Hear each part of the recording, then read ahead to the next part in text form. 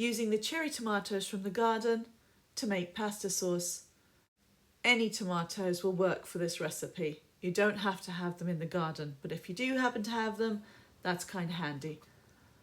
Here I am harvesting with the camera in one hand, and I really can't get the smooth flow of filming, but oh well, at least you get to see some of the tomatoes being harvested. Okay, let's get started. We'll need 10 cups of cherry tomatoes. We'll soak them for a little bit to clean them. Then we'll strain them and remove the little stems. To save time in the video, I thought I'd try the click your finger thing and fill the pot. There you go, it worked. We'll need 3 large onions, any type, and we're going to dice them. I'm using this handy tool that stops me from catching my fingers, which I do often.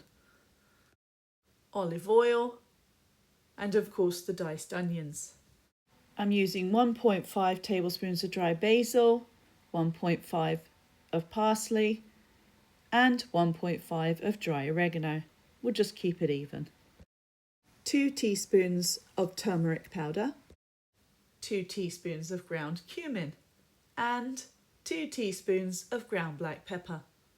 We'll also need 1 tablespoon of garlic powder and 1 tablespoon of sea salt. There's one additional ingredient that's optional: tomato paste. 5.5 fluid ounces as an option to enhance the tomato taste and add a bit more red to the colour. Let's get to making the pasta sauce. We'll start by adding the salt, pepper, and garlic powder.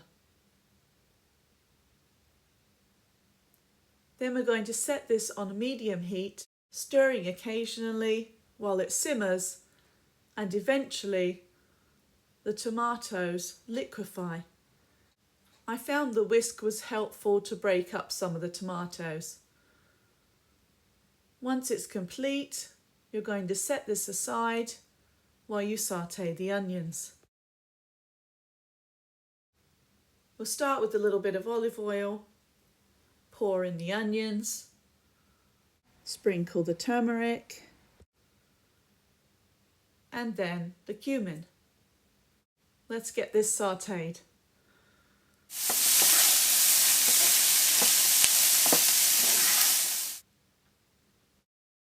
Now it's time to combine and stir. I'm using 1.5 tablespoons of each of the herbs coming up. That's going to be added to this mix, but you could use just 1 tablespoon if you don't want the flavour to be too strong.